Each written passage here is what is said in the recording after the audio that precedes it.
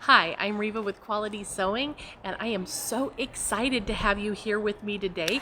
We are doing our Facebook Lives where we're going to talk about tips, techniques, new products, and all sorts of things. And we're going to do it 10 a.m. on Tuesday mornings. And we have a schedule planned out, so make sure you come next Tuesday morning as well. Today we're going to talk about quilting, specifically using rulers to do quilting. So before we get into that, I want to share with you a little tidbit.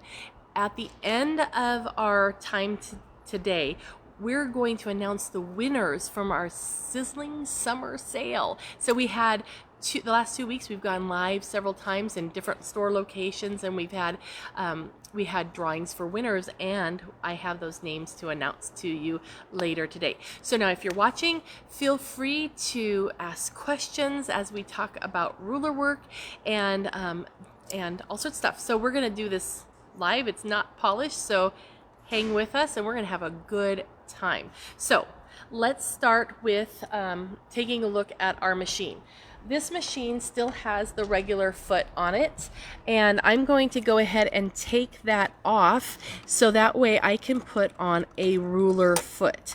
Now a ruler foot, let me give you two different types of feet here. This is a free motion foot that comes, or in fact this is actually an embroidery foot, but it's similar to free motion feet that come with your machine or may come with your machine. And this is great for doing just kind of like doodling on your fabric. Okay, if you want to use rulers, what rulers are, let me get one here to show you. Rulers are, and they're also called templates, because these are not measuring rulers like you use for cutting out your quilts. These are templates or rulers that are used for creating patterns and designs on your quilt surface. And so what you're going to do is have your foot go right along the edge, and this is a ruler foot. Do you see how it has kind of this band around the center or around the needle area? You can see that. And what that does is it creates a kind of a fence where the foot can ride right along the side or the edge of the ruler or template.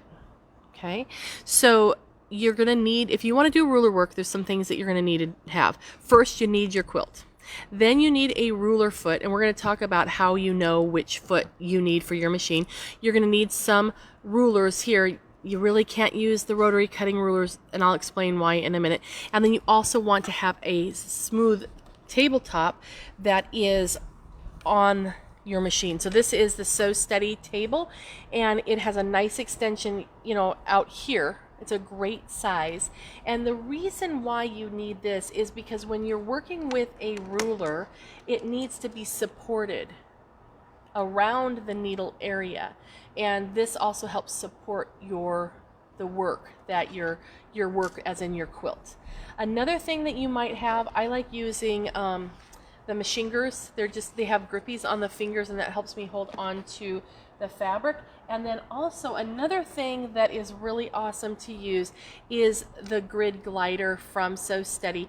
This is kind of has a tacky backside to it, so it holds onto the surface. But what it does, excuse me, is it takes any inconsistencies that you might have in the translation between the top and your bed of your machine. It makes it smooth, so your quilt can just glide, just like it says, glide right over it. And it does have an opening for the feed dog, so you can actually sew with it on too. But it's really great for doing free motion and ruler work. Okay, so let's talk about how on earth you know what type of foot you need for your machine. When you take your, you notice I took the foot and the ankle off the machine, so I just have the post right here. When you look at this, if your post comes way down and it's like a ½ inch off the bed of the machine, you probably have a low shank machine. And you notice how this one's about 1 inch. This is a high shank machine. But the other ways to know which one is which is to simply go to our website and at qualitysewing.com and look at the rulers, and you can even the Wesley section, I should say. And you can also just give our 800 number a call, and our online team can help you diagnose which ruler foot is appropriate for your machine. So we have low, medium, special, and high shank ruler feet that are from Wesley.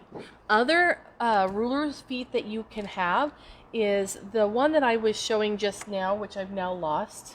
Where did I put it? Seriously, it was right here. I'll have to find it. Anyway, You put one on the top. I put one on top, but that's the regular foot. That's funny. Okay, so I'll keep going. Oh, it's right here in front of my face. It's right here. Yeah. I guess the clear table made it invisible. This is actually a baby lock foot, and so it works on baby lock and brother high shank machines, and it's a really nice foot. Now this one is a foot from Westerly, so you can purchase the feet separately. You can get them in a kit, whatever you may want to do. So this is a Westerly foot, and they're somewhat similar in the job that they do. But if you're interested in having a foot from your manufacturer, like this is a brother baby lock foot, baby lock makes it, but it fits the brother. Pfaff, Viking, and Bernina all have their own ruler feet, so you could get a specific one for your brand of machine. But don't worry if you can't find it. Then one of the Wesley ones will work for you. And let me put that back in that bag so that way I don't lose it, because you saw what happened a second ago. Okay, so this is a high shank machine. Now, I'm going to show you how to put it on and do all that stuff. But one thing to know is that you get the correct foot for your machine. Low, medium, special, or high shank. And you're going to get the specific foot for your machine. But you also need to get the same rulers, the same style of rulers for your machine. So this is a high shank ruler. If I was doing this on a low shank, like my old Pfaff, that's a low shank machine, I couldn't use this ruler because I wouldn't have clearance all the way around to be able to use this width of a ruler. See how it goes behind too? If I was using a low shank, I could do the front, but I couldn't go to the back. And there's possibility of, well, damage, right? Bad things happen. So you want to make sure you use the right ruler. This one, in contrast, is a low shank ruler. And look at the difference. Can you see the difference in the thickness between those? So the low shank ruler is very thin, and if you have a high shank machine, it's not that you can't use them, it's just that these are easier to grip onto, so it's best to use the one for your machine. Now, as an aside, Wesley also makes long arm style rulers, and those are even thicker, and that's not necessarily something that you're going to use on your sit down machine. Okay, but in contrast, if you have a Bernina and you're using that 72 foot, I believe is the ruler work foot there, it can use the long arm rulers and all different rulers. But again, it's just easier to work with the thicker rulers than the thin rulers. Okay, so let's go ahead and put this little guy on, and you notice that I have a long bobbin thread and I have my top thread. Its tails are good. Okay, so I'm going to take this screw out, and then I'm going to move my hand so you can actually see what I'm doing. So we're going to put this on, and Carrie, I'm going to try to do it. Carrie is our camera guru today, and I'm going to try to do this from the back so we can see it. Let's see if I can get it started. Yay, I got it. Oh. Okay, that's just ridiculous. Gonna have to start it. Okay, there we go. Okay, so now here's how you determine how to set up your foot. So let me just slip that over. And you probably noticed when I was holding it before, you have this long slit right here, and that's so you can adjust your foot. Now, when I first became acquainted with the Wesley ruler feet and the regular ruler feet, I found them a little bit confusing because I didn't know, how do you set up the foot? Well, it's actually really, really easy. What you want to do is put your foot down, and that was already down. Put the foot down and then raise, and notice I have this loose right now. So you're going to position this so it just skims the top of the fabric and there's no drag going through with your materials. Okay, so if you had puffy quilt, you're going to raise this up so it just skims the top of the puffy quilt. Okay, but this is really nice and thin, warm and natural batting and cotton, so it's not really really too thick. Another thing to keep in mind is if you're doing a very a quilt that has lots of intersections, like maybe a pinwheel quilt, then make sure that you have enough clearance in here for when you go over the intersections of all the pinwheels.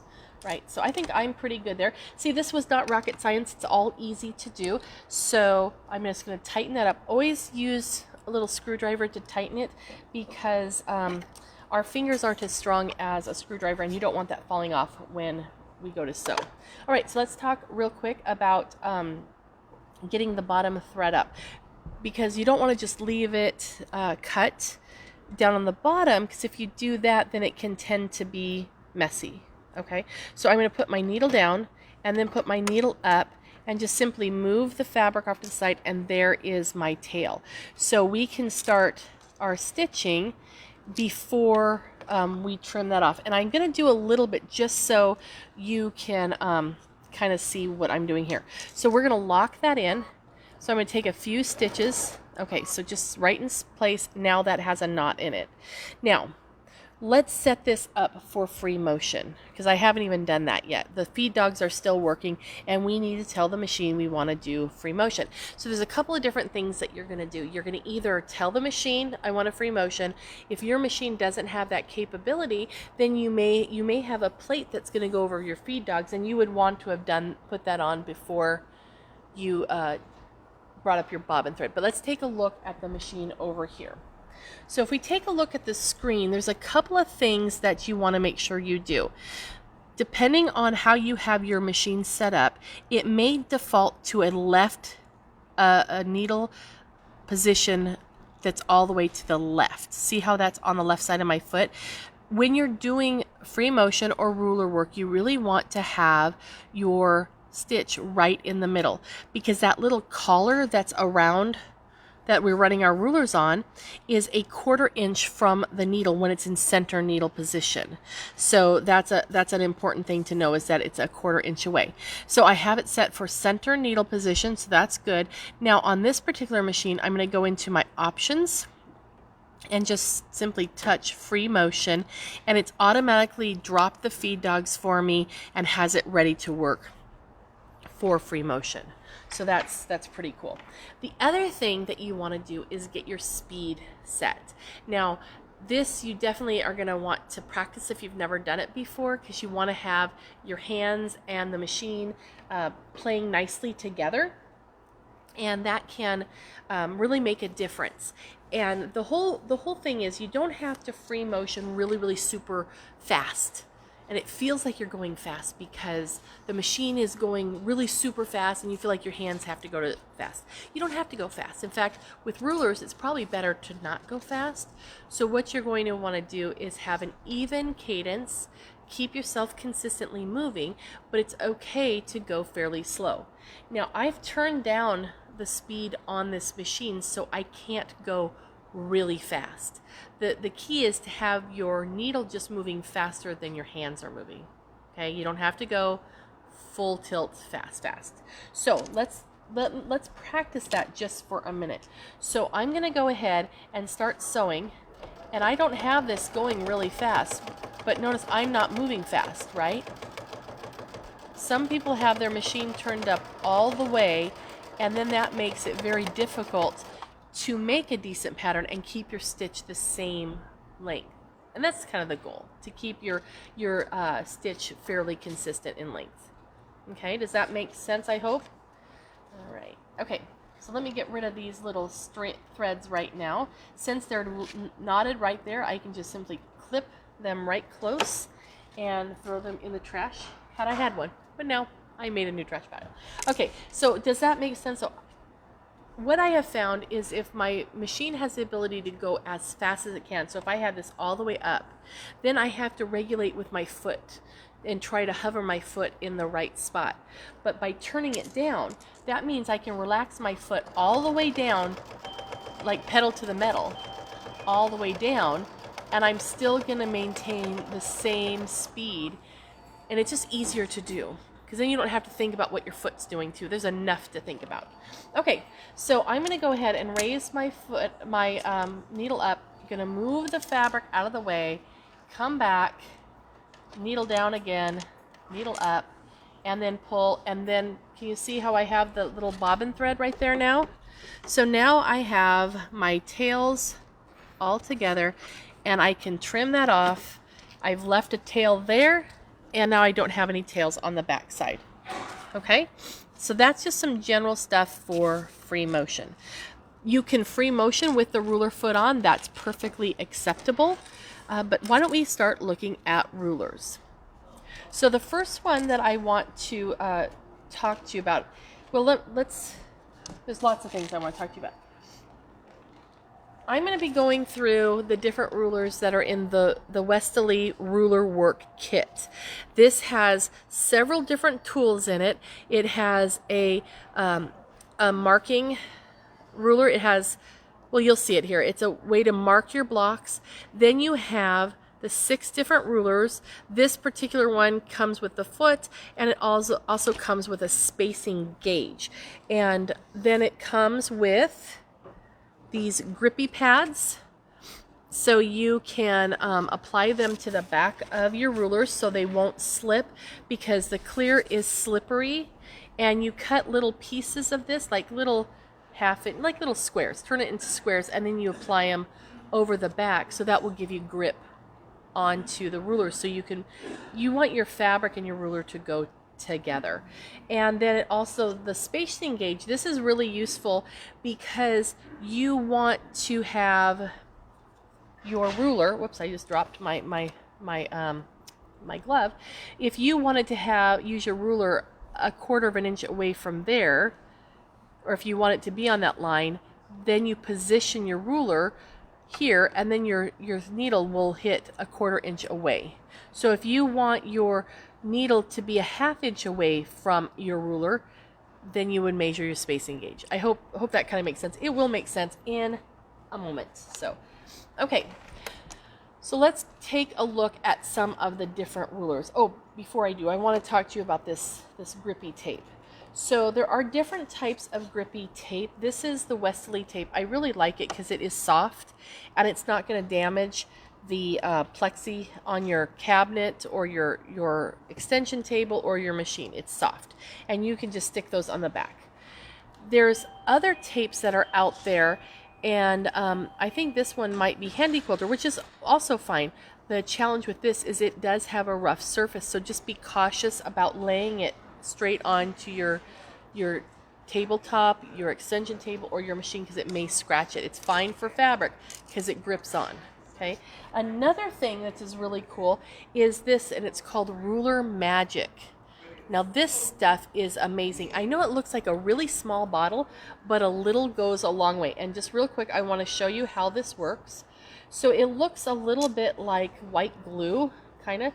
You just get a little bit on your finger, and on the back side of your ruler, you're going to put a little bit. Okay. And I still have plenty on my finger, but just put a little bit in different places, and we're going to let that dry. Okay, get that off my finger, the rest of it off. And when it dries, it's completely clear, but it has a grip-um to it. It will have a little bit of a stickiness left. Not sticky like lollipops that get, goopy everywhere. It will only be on here, but it will give us some grip. So we'll come back and look at that. Now the rulers I have right here don't have anything on them, so that's where my little gloves are going to come in handy. So let me get those on, and let's take a look at marking of your fabric.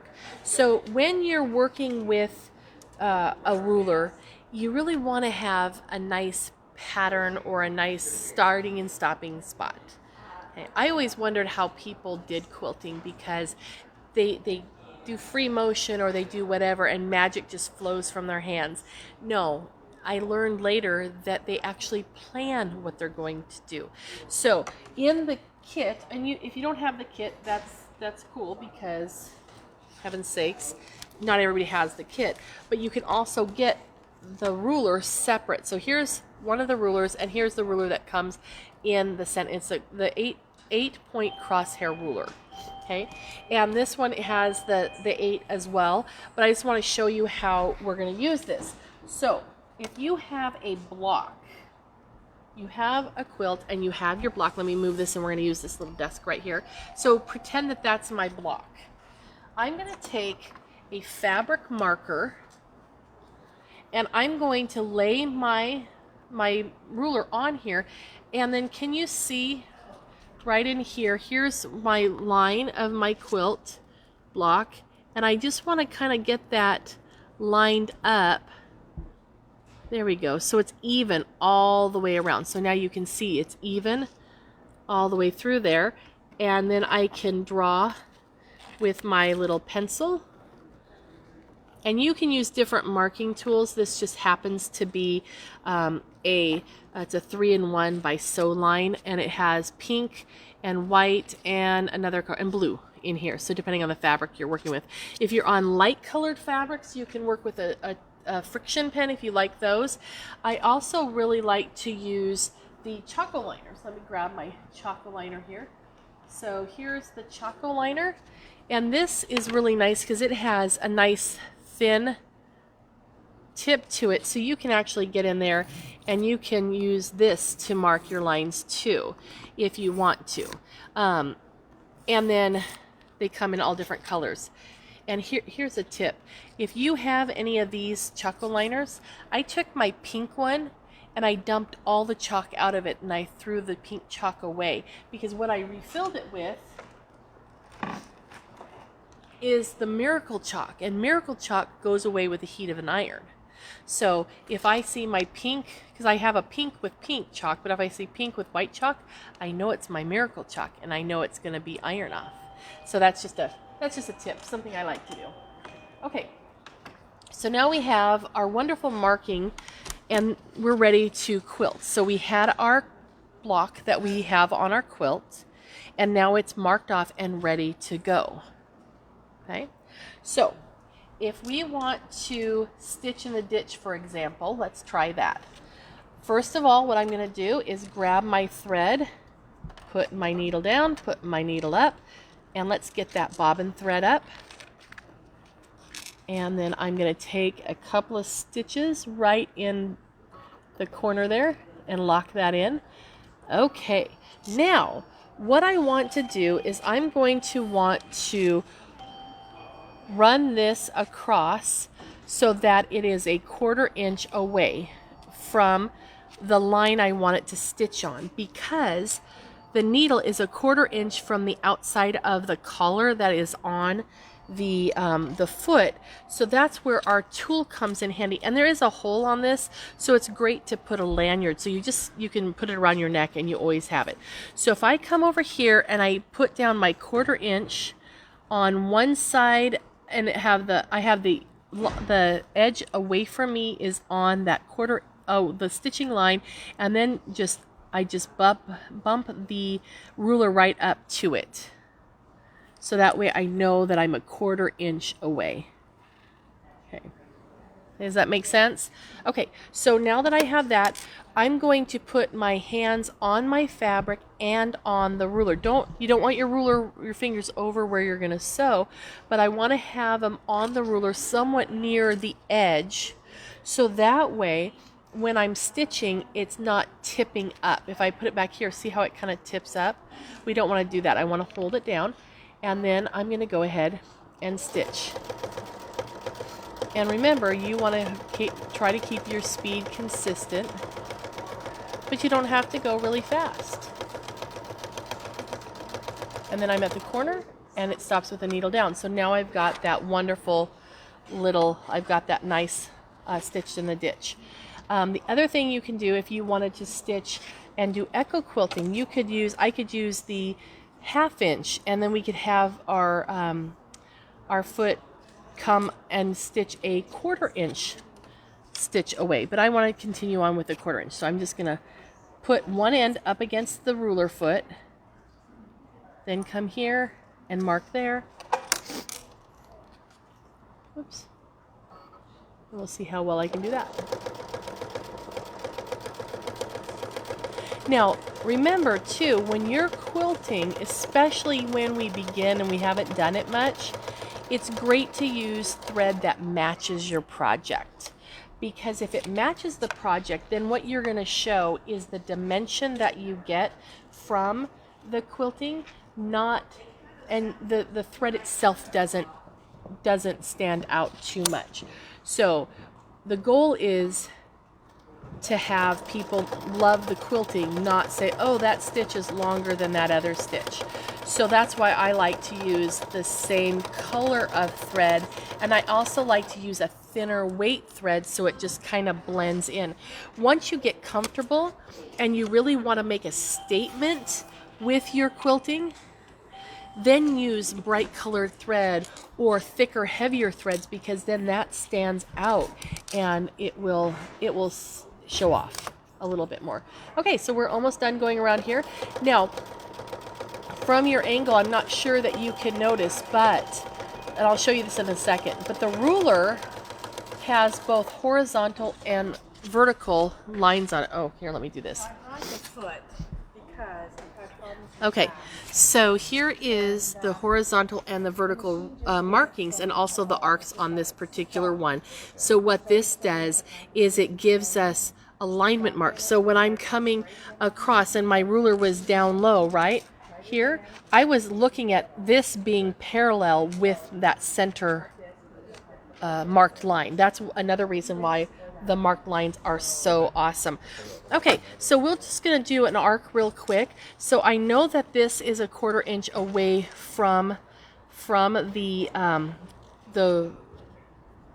corner there, and so it's going to line up in the corner. But let's come over here and make sure that that's a 1/4 inch away as well. Now, as you get proficient, you'll probably be able to do that with less measuring, because your eye will become better. But my eye's not there, so I'm going to let this do the work for me. Okay, and then I could walk up a little bit if I want to, and then I can use the next line, keep a little bit more. Okay, so now I can use the next arc line that's on the ruler and come across. And I'm not moving real slow or real smooth because I don't have that grid glider on, and I would suggest you do that at home. But take a look at how nice you get the consistent thickness away from the edge from one to another, because the ruler makes it perfect. Now this is the 12-inch arc, and it's a nice basic ruler. But now let's take a look at a different one that's really fun. This one is the 4-inch arc. Okay, so I'm going to come back to the corner here so we can work with the corner. Okay, so let's take this. Let's say you wanted to do, you have a little, I should get my little ruler out here, make sure I'm a 1/4 inch away. If you have like a 9 patch or something that you have your just squares, like these little squares here. And I'm going to move this up again. Let me make sure I'm at a 1/4 inch. Okay, and then I'm going to start going around the edges of the quilt of this little square. Okay, so there's one, and now I can rotate it and do the next one. Now the cool thing about working with rulers is that it's, oh, I didn't have that. Did you see how I had that tipped? That's not good. I want to have it straight on. The nice thing about working with rulers is that if you don't feel proficient in doing free motion, ruler work is kind of like training wheels, right? You're going to get things that are going to turn out really, really well, even if you're not, you know, a pro quilter. And I am definitely not a pro quilter, so I'm really enjoying the rulers because, hey, I can do that. Okay, so then I'll make this one, and then what I'm going to do after this one is walk through some of the other rulers that we have that come in that kit, so you can see how they're used. Because a lot of you I know have the kit, And so it should be kind of fun if you haven't used them to see how they're used. Okay. That little spacing gauge is awesome. Definitely need a lanyard for it though, so you don't lose it. Okay. All right, I didn't have it perfectly on, so you're going to see how that worked here in a minute. Let me grab the thread, and I'm going to pull up that bottom thread and get that. Oops, and I lost. There it is. I thought I lost it. I didn't. I managed to hold on to it. Okay, so there. So, and I didn't stay right on, but that's because I allowed it to shift on me. But you can see just with the arcs, you can do some really fun things with those. So now let's take a look at a different one that comes in the set. And I'm just going to grab, oh, this one will be fun. Okay, so this is the clamshell ruler. And I'm going to show you on this one, just this piece, and then we're going to go to a bigger piece to do the larger one so you can see how that works. Okay, so you see we have our line that we stitched here. Let's say that's our block, and I want to have my I want to do little mini clamshells. So I'm lining this line up with our stitched line, because that's where the needle's going to end up. Okay, if that doesn't make sense, I know it will in a second. Let me pull up, I should pull up my thread first, shouldn't I though? Okay, there he is. One thing that's nice about this foot from Baby Lock is it does have a slit in the middle, so you can, it will allow the thread you can pull the thread through it. And that's a really handy thing. Oh, here's something to know. This is trivia. I did not know this, but when you cut the thread, like we pulled up the bobbin and we cut the thread after we were done, that in quilting, that's called breaking your thread. So if you're a sewer or an embroiderer, it's confusing because breaking the thread means it broke, right? It shredded or it broke. In quilting, that just means you cut it, okay? So if you ever heard somebody say, oh yeah, I want to make sure I break my thread at such and such, it's confusing to hear them say that, but that's not what they mean. Okay, so let's go ahead and do our little baby clamshells here. So I'm just going to go around, and I need to hold two hands. It slipped on me. But you can see this tool looks like it's itty bitty teeny tiny little hills, which it is, but it makes much bigger hills because it is a 1/4 inch away from the needle. And now I need to go a couple more, so I'm going to move him down there so that way I can end up at the end here. So I need to go halfway into this guy here. All right, and I'm going to stop with my needle at the sideline, and then all I need to do is come back up here, and let's make sure I've got him lined up. Okay, and now we can make our next row of clamshells. There is no way in this world I would be able to do this if I free motion. There's just no way in the world. So I think you're going to be able to see, and I have them positioned in the wrong spot. Aha. You have to position it in the middle. So I'm going to move over here so you can see the real way. Let me get him in the middle. I didn't start him right. Okay. My clamshell over on the far left side was not in the, it was more than half of a clamshell, so it didn't end up layering correctly. Okay, so that's our clamshell, and see how that one, the peak of this one comes to the center of that one, the center of that one, and wasn't doing that because I should have started this row right there instead, and I didn't pay attention. Okay, so that's how the clamshells work, and then the big clamshells work the same way. They're just bigger, so they cover more territory at one time, so they're fun to do. Now, I do want to show you something before we move on, and there's a couple of things that we should talk about. Do you see on this machine how the foot has come up a little bit because we've stopped, and when I put my foot down, it goes down? You see that? You've got to be careful because if if you have your foot positioned a little bit higher, this ruler could go all the way underneath there, and when you start sewing, it's going to break your ruler. Okay, the collar protects the needle, so that way if you're doing your ruler, it won't slide up here and get above it. So that's a reason why you want to use a ruler foot. If you try to do ruler work with your regular embroidery or quilting foot, it's going to come up on top of it, and you're going to damage the ruler, you're going to damage your machine, you're going to damage your foot. It's no fun to do that sort of thing.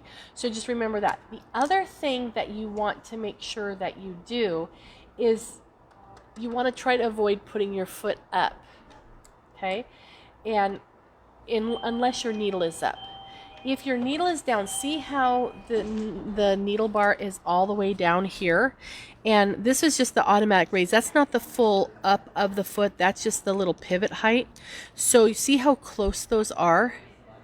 So if you had the foot, let me move this. If I had the foot come up, see how high that comes up? If the needle were down, the needle bar would actually impact and hit that. And that's not good. Okay. In fact, on the machine, I should turn off the pivot function. And that's the safest thing to do. So let's take a look at that now. When I put the foot down, now it's down, but when I go to sew, let me see if it comes off. See, now it's staying down. So that's the safest thing to do, so you're not going to slide underneath it. Okay, because if you're working with a puffy quilt or something like that pinwheel with lots of intersections, and you have this up higher because it needs to clear other sections, there may be an opportunity for that to slip underneath there, and you really don't want to do that. So when you have your tool nestled in on the foot, just be cautious when you start to go that it's not in the wrong spot. Okay? All right. So, and I won't say, ask me how I know. We don't need to go there. Okay, so let me pull that. So we have a question. Oh, yes. How do you manage a large quilt while holding the ruler and guiding the sandwich? Oh, it's like this. You have to hold your tongue right. No. If you have... Okay, that is actually a very good question, because it seems like it's an awful lot to manage. If you have a cabinet that has a back lift up, that's awesome, right? So maybe you're just on a table. What you want to do is I don't have anything big here. You want to have this area fairly flat. So maybe you have it rolled up. I'm not much of a roller, I'm a scruncher. So I'll take it and I'll scrunch a bunch of space in here. Everybody's busy. I was going to ask for a quilt, but we'll have to wait because the store's open, so I can't just have them go get that, right? So scrunch it up here, have this flat, and then you can have it puddled here. And what that does is that will allow the weight of the fabric to be someplace else other than right here. Okay, so if you have a queen or a king, work on from the center to the not center, so you're working with less material. You never want to cross over so you have more than half the quilt in your business here, because that just gets tougher to work with, right? So try to work center out and just decrease your bulk that way. I hope that helped. So whoever asked that, if it didn't, let me know, and we'll do it again. Okay, so now let's take a look at another ruler. We got ourselves a clean slate, and let's grab. This is almost like doing a mystery grab, right? I don't know which one I'm grabbing here. Okay, so this one is called a Spinifex ruler. It's the Spinifex number 4, and it's a 3.5-inch ruler. Now, how the Spinifex rulers work is, can you see there's like a starburst right here? In the middle of that, there is a hole, and that hole is for our thumbtack. Okay, and it does come with the thumbtacks, and these are different. They're not just normal push pins. They seem to have a longer shaft on them. Can you see how long? That's a pretty good push pin. So what we're going to do with this is we're going to take our fabric, and we're going to pretend like we can see right through the fabric, and we want to push the push pin up through the center. Ooh, I think I'm there. Ooh, I'm close enough. Close enough for me. Look at that. That's pretty doggone close. Okay, so we have that poking up. Now, we want to get the ruler on. Now, there's a couple of different things. There's a little door to the ruler here. This comes off, and then you have a way to slide that in on around the foot. And this is very valuable, so if you don't want to break your thread, you can move on to the next pattern without having to cut the thread, and also you can get it on over the foot. Okay, so now we have our thumbtack, and in the middle of this little starburst there's that little hole. So I am going to hold my tongue right there. I got him. So I got him on there, and now I want to put this back. So I place it back underneath, and there. Now the little trap door is closed. On the Spinifex rulers, you will see like horizontal lines, you'll see vertical lines. So I want to line the vertical lines up to match the drawn line. See, I'm going to pivot. I don't know how well you can see this, Carrie, but if I pivot, see how the chalk line is beside it? I want that to line up on there because that is the straight, right? And then I also have a horizontal line in the front there that I can go off. And I don't know why my gloves are turning pink today, but apparently it must be my dress. Oh, it's the chalk. Thank you. I was like, it must be my dress. I thought that's weird, but okay. Rita, Stephanie asked, will we have an in-house class on using these rulers? Well, you know, in September, our classes in store will be getting back underway, and we're going to start with some basic usage classes and things like that, and then we will be moving into other classes and specialty classes. So absolutely we will be. Just the dates, I don't know the dates yet. You can check our website, qualitysewing.com, and a lot of those classes are being posted, and they're getting posted as we speak. So you will see more being added. And you know, and I'd like to say that yes, September 1, the floodgates are open and all the classes we used to have will now be. But we're actually kind of doing it a little bit gradually because we've been, you know, it hasn't been business as usual for over a year and a half. So it's got to take some steps to make sure we get everything done right. So there will be lots of classes. We're going to continue virtual classes. We're going to have in-person hands-on classes. We're going to have hands-on events and all sorts of things. So, and on all different topics. And if there's a topic that you're really excited about and you'd like to see, you can email classes@qualitysewing and make a suggestion on something that you would like to see in your particular store, and just let them know which store location that you're at. Okay, I hope that helps, Stephanie. Okay, so I'm going to go ahead and bring up, I'm putting the edge here right in that little spot, but not too far because I can feel my foot has grabbed it, so that's good. Put the foot down, foot up. Let's grab that. There's that bobbin thread. We just want to hold that. I'm going to make sure that my ruler is aligned properly. Now you're going to love this Spinifex because that thumbtack holds it right in the right spot. So I'm going to go ahead and start. Oh, I got to put the foot down. Oh, and I'm going to put the foot down away from the ruler, and let's lock that thread in. Now, when I start sewing, I'm going to hold the ruler, make sure it's firm, and have my hands as well.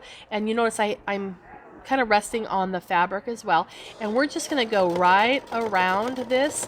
So I'm looking at the shape of my design, and I'm visualizing my foot going around it, so that way I don't want to drive blind because then you end up making a mess, right?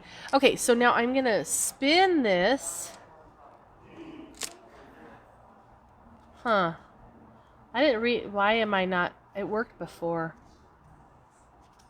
I need to spin it, but it won't spin around it. I've done something wrong. So you know what? Oh, I should have mentioned. There's a booklet that comes in the kit, and I think he's in here somewhere. There's a booklet that actually goes through some of the hows and whys. And why won't he work? He won't spin. Where I've done him, he doesn't spin. I think I did him in the wrong spot.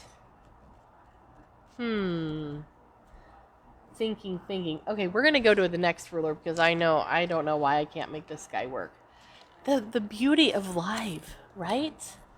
So he makes a cute little flower, but I think I just need to maybe not use the thumbtack on him. Okay, so let's take that out. I think that's what I did, is I didn't use the thumbtack on him before.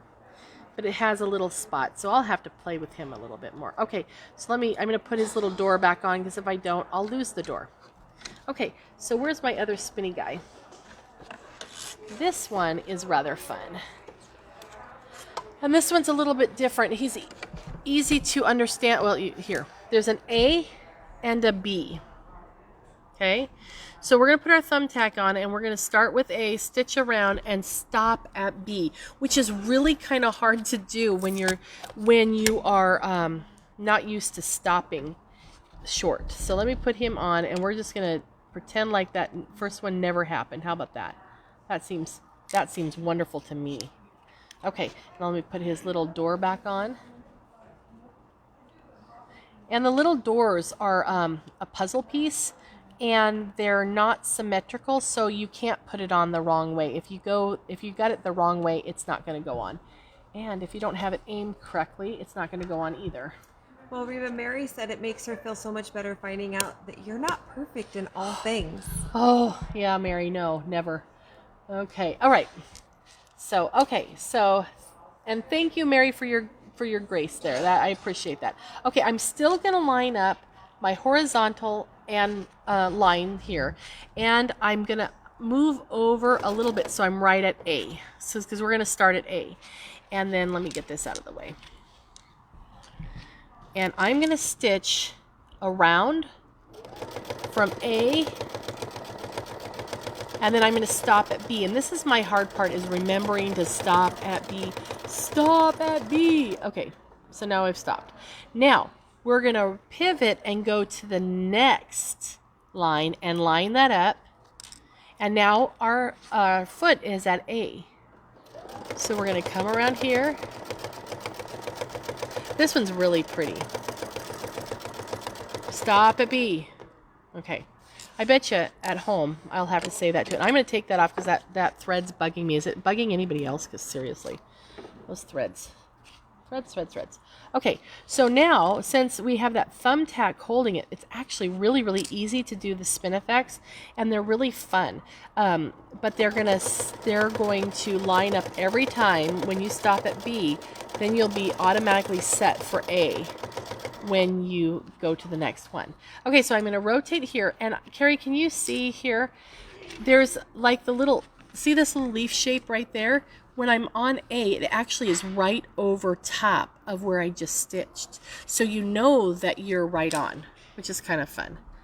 And it's on both sides, so that way if you're left or right-handed, clockwise or counterclockwise, it doesn't matter. Because you could, in theory, you could start at B and go to A, whichever makes you happy.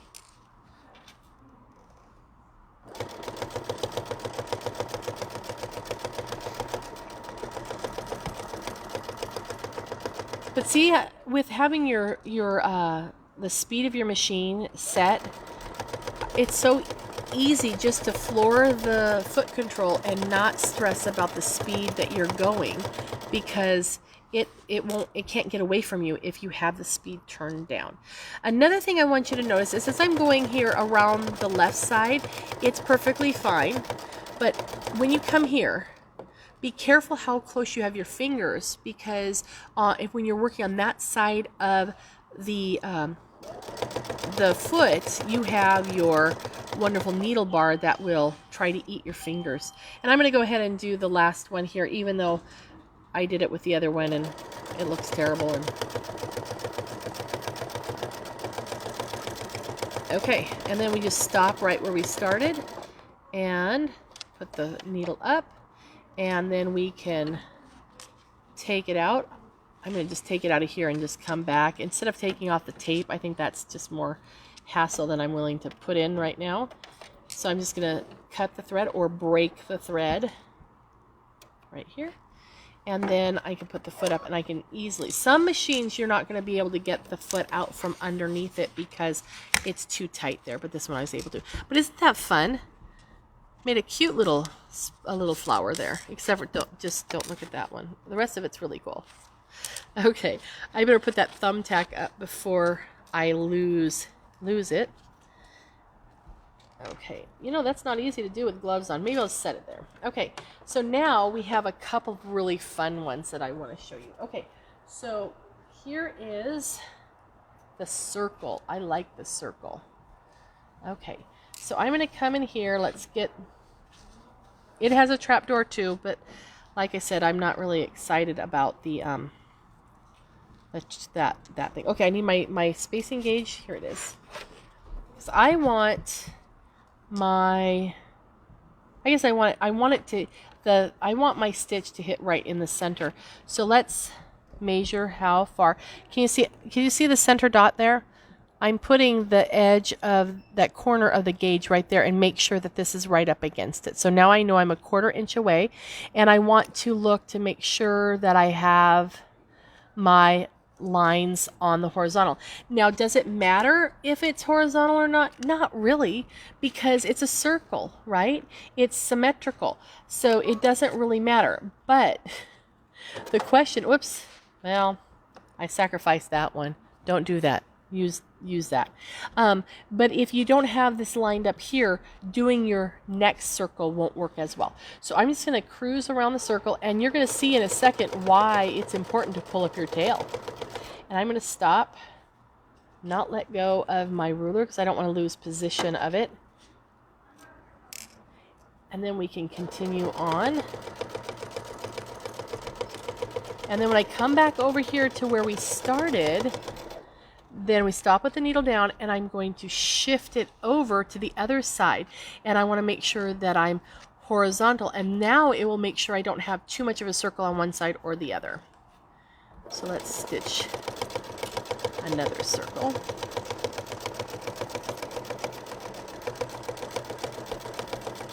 Okay, we're back at the middle. Now I can come down and do the other side. So now I want my verticals.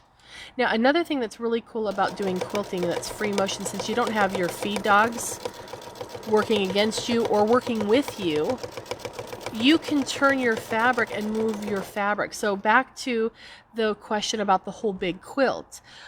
Yes, there's a lot of fabric all around the quilt, but you're only working right here. So you don't have to worry about twisting and turning that quilt. You can just leave it there, and you can go forward and backward. So you don't have to drive like you were if you were doing a straight stitch. So you can just simply shift.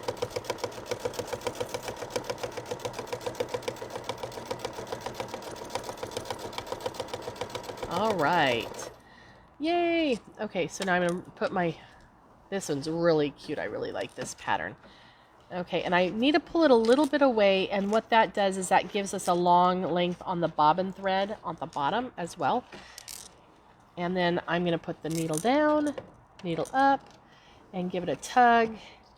Then we can cut it, and then raise that foot up, and I can get the fabric and that out. Okay, so now this is what happens if you don't pull your tail up. You end up, and actually there's actually a glump. Can you get in really close and see there's even turquoise thread showing because it pulled down the top thread. So it makes all kinds of a mess back there. Now the other thing I want to show you, the other error I made, remember when we first started I said you want to really concentrate on the shape and not, you want to have the foot on the ruler. If you start thinking that you can do the shape without the ruler, you end up with something like that. And see, I lost contact with my ruler because I thought, oh, I'm just going in a circle, right? So don't let your brain take over. But that's a cool one, isn't it? And think you could just keep going and go out and do circles in the whole thing, which is really kind of fun. Okay, so now the last one, I'll show you this one again because I know I can do it without the tack. And I know what it will do without the thumbtack. I just have to figure out what to do with that tack. All right. Okay. So I am going to, let me get that ruler in there. Sit up. Okay. So this little guy, I want to bring the thread up and pull up that bobbin thread. Come on. So Wendy is asking, do you use a temporary spray adhesive to keep the layers on a larger quilt from bunching up, or is Oh, pinning better? that's a great question. Okay, it was Wendy, right? Yep. Okay, Wendy, that is awesome question. I think that is a personal preference. I personally don't like pins because my fingers hurt pinning and unpinning. I like to use a basting item, but I like to use something called Free Fuse. It's from Quilter Select, and it comes in like a little salt shaker, and you simply take, lay down your batting and just lightly salt the batting, and then you put your top on and you fuse it, and there's no glue balls, nothing hard or crunchy. It doesn't seep through the fabric. It actually just is so soft, and it holds really, really well. And then you don't have the aerosol overspray. Have you ever used the sticky sprays, and then your cutting table is sticky, everything is sticky, right? So it works really, really well. And I've been able to put the quilt away and then come back and work on it, and it's still adhered. So I really like that stuff. But yes, I personally use something to baste it other than pins. But if you're a pinner, man, go for it, if you like to pin. I don't like to pin. So, of course, there's a lot of things I don't like. Okay. So now I've got my needle down, and I'm going to go ahead, and this time I'm going to just run my way around this guy, and we're going to make a flower. Oh, and Wendy, another thing on sprays. Sprays are good, sprays are fine, but a lot of sprays will, over time, they dissipate. So then they won't be sticky anymore. So if you're going to spray baste a quilt and you don't plan on getting it to it right away, you may have to respray it. Diane asked, does the Free Fuse wash out? No, it's permanent, but you never know it's there. It's not sticky. It doesn't gum up your needles. It doesn't do. It just disappears. It's pretty cool stuff. Okay, another thing on this one, see how this has all these wacky lines all over it?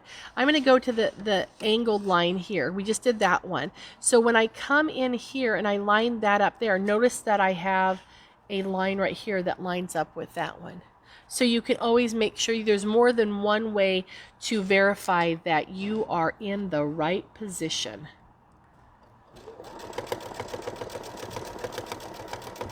I like this little flower. Okay, it's going to have a stamen because I cut that thread, the thread tail, but I didn't cut it close. I was just irritated because it was in my way.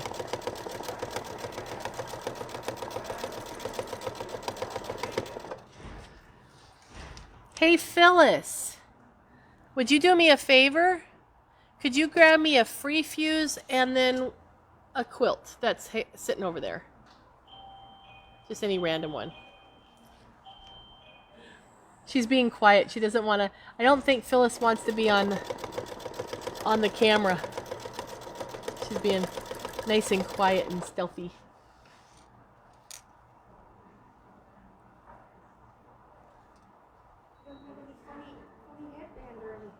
You don't have a, yes. If you've ever been at the, what Phyllis said is, she says she doesn't have a crazy headband. She does these really cool things, like for Christmas, she has like jingle bells and antlers and stuff, and man, St. Patrick's Day, she even had the cutest one. She came one time, we had a Christmas party, and she had a snowman suit. It was hilarious. She was so funny. So she's a fun one to work with. Okay, just right around. And I went too fast up at the end, so I've got one right there. So that's why I've got long stitches. And I got off there. Okay, so our last one.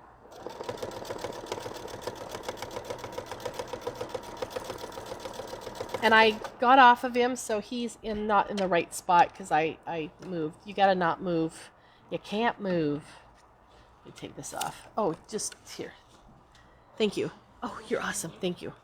Okay, so let me take that off. Put him back on so I don't lose him. Again, that's the downside. It's cool that these are clear, that you can see what you're doing, but yeah, don't lose your door. Okay, so we're going to come back here, needle down, needle up. Oh, this is such a cute little flower. And even though he's not perfect, he's still cute. I mean, seriously, is that not cute? That is just so cute. So, okay. All right. So now let's go back to Wendy. Wendy was talking about free fuse. This is free fuse, and it has kind of a salt shaker lid to it. Right now it's in a plastic bag, but you open up the plastic bag and you dump it in there, and it's this little granules. It looks like it almost looks like baking soda, or kind of a cross between baking soda and salt. And you want to make sure you don't dump a ton on, right? You just want to lightly, because that way the little granules are here, here, here, here, here, and those little areas are all tacked. Whereas like pins, you do them like every 6 inches apart or whatever, and then you have to stop and take them out. Irritating, right? So there's nothing in your way, and the needle can go right through it. It's no big deal. Okay, and then you can get refills, so you don't have to rebuy the whole container. You just get the little refills. Okay, this is not a huge quilt, but it still is a quilt. So, and I'm not going to stitch on it because it's not mine, right?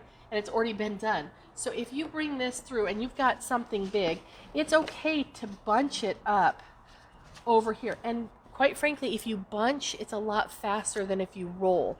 And then the roll is stiff and it comes out and it pokes on you, right? And it gets in your way. So if you simply just bunch, you have a bunch of stuff, just bunch it over here. If you have a lot, like a big quilt, then just get it to, it doesn't have to be specific, it just needs to be neutral.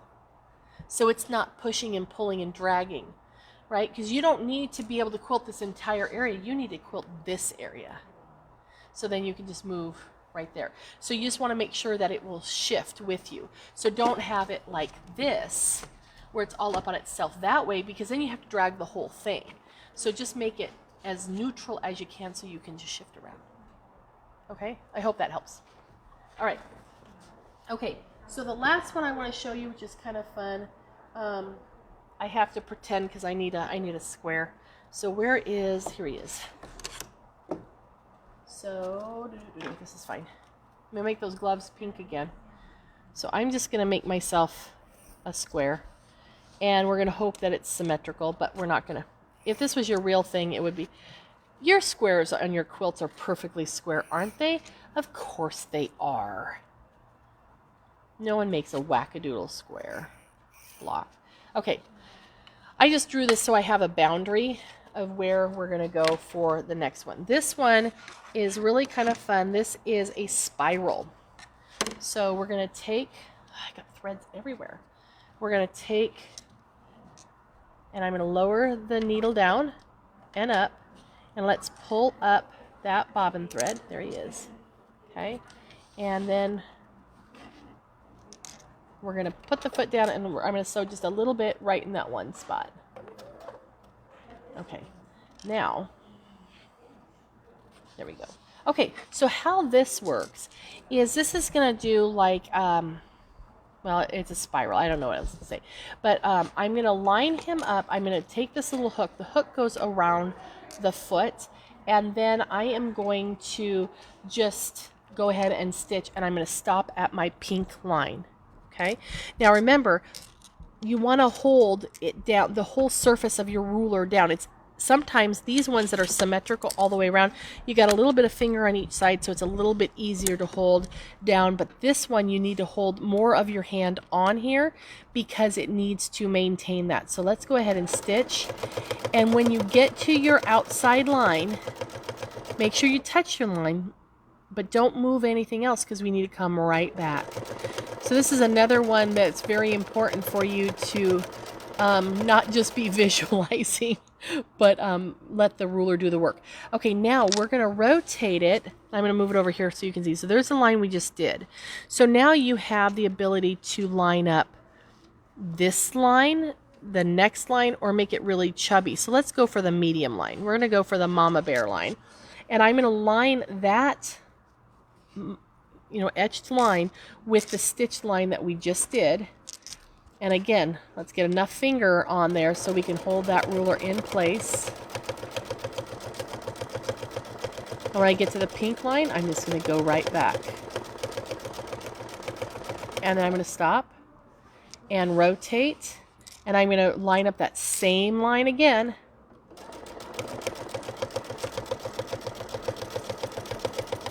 So it's kind of fun. It's a little bit mesmerizing. Renee's asking, can she watch this later? She just got here and missed most of this. Oh, Renee, yes, absolutely. This will live on we're going to have the recording on the Facebook page, so please watch it as much as you want to. And you can see where I totally messed up earlier. So Renee, spoil alert, it got crazy. Anyhow, and then also, just so you know, Renee, because you missed out earlier, if you put in a drawing for the Sizzling Summer Sale, in a couple of minutes here, I'm going to announce those winners. So that's going to be fun. Maybe you're one of them. All right. Okay, so so those people watching, what's the vote? Should I continue and do the whole spiral, or are you sick of spirals and you just want to have me move away now? So what's the vote, people? You have to tell me if you want me to go all the way around and do the whole spiral. Things like this would be perfect. Practice would be pot holders. I'm in need of new pot holders, so I guess that's where my brain is right now. Stephanie said to continue. Okay, Stephanie, you win. But you know what? This is bugging me. But notice I didn't move my left hand because you really don't want to get off that line. Now, Westerly rulers, they make a lot of templates. And of course I say that at the same time with rulers, but not quilting rulers, not rotary cutting rulers, but quilting rulers. They make lots of different patterns, and they're really, really fun to do. And look at this. I mean, this is easy, and I've often said I am not a tur. I quilt, I like to piece, but I am not a quilter. I'm not good at like free motion. Oh man, I'm so bad at that. But this is like it's better than training wheels, So easy. So I hope you guys have had much success on doing your own pieces. And I know a lot of us have quilt tops that are ready to be quilted, and we're just waiting for for them to be done.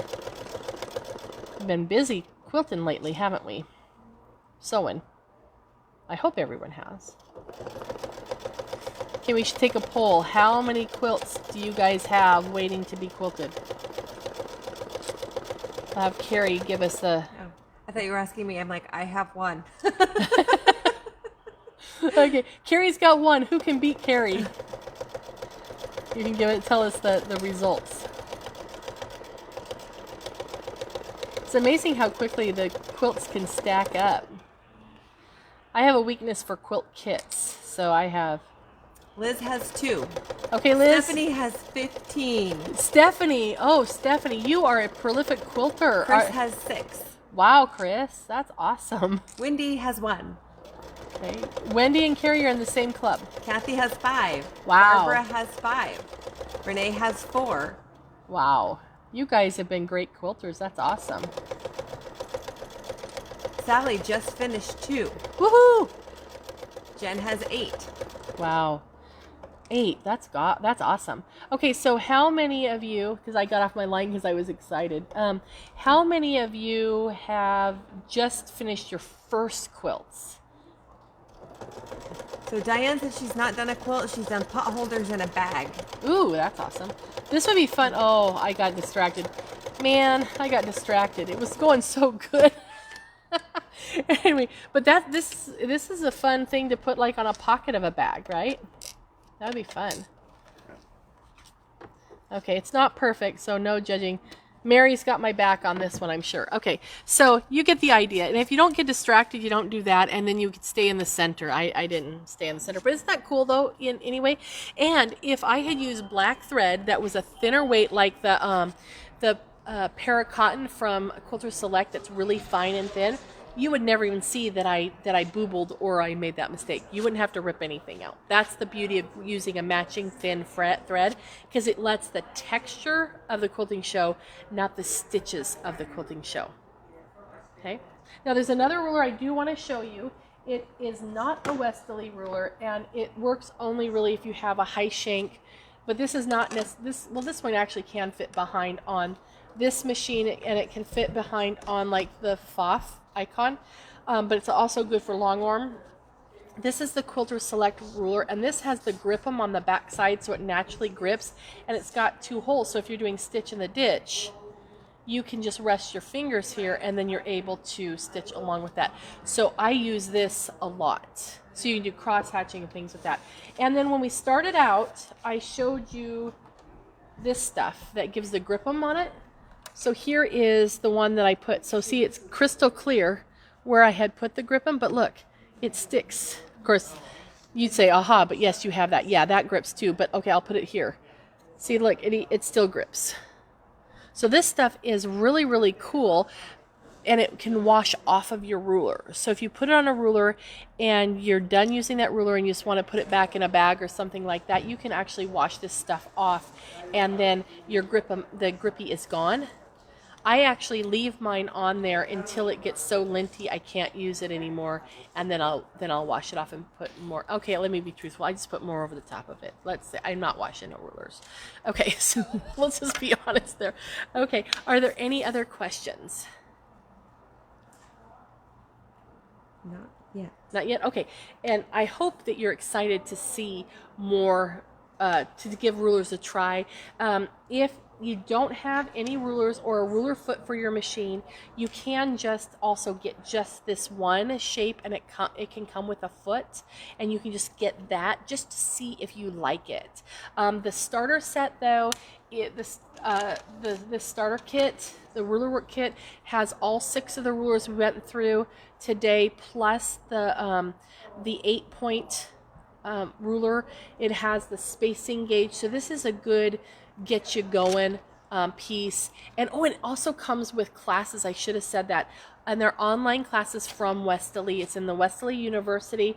So there's Ruler Work 101, and then there's another class, but there's 3 listed here, so I'm not, well, actually it says the coupon code, you get 3 classes. Like, we got to update our website. I think our website says 2. So you get 3 online classes right from Westerly, and that's lots of cool stuff. But if you're interested in any of this other little stuff that we talked about today, including the ruler work kit, it is on our website. So you can get it at qualitysewing.com or come into one of our stores. So, okay, with that, I have the winners of the Sizzling Summer Sale, the prize winners. So, drum roll. Oh, can I change the name on this, Carrie, and put my name? Okay, there is the Quilter Select Bundle, which is really awesome. It has rulers and all sorts of fun stuff in it, and that goes to Carol Moore. Yay, Carol! Okay. Oh, wow. Oh, okay, this is a Brother NS80 sewing machine. This is an awesome machine. It's actually one of the best-selling sewing machines that Brother has. It's fabulous. And this goes to, let me think on the name for a minute. I think Carrie chose the name just because she knows I can't pronounce anything. This is Amy Holmberg Thackeray. Yay, Amy, congratulations. You won the Brother NS80. So Carol and Amy, all you have to do is contact us and let us know which store you'd like to pick that up at, and we will be happy to get that to you. Next week, same bat time, same bat channel. We'll be back here at 10 o'clock next Tuesday with a different topic. Every week is going to be different, and we look forward to seeing you then. So thank you for joining us, and we will see you next week.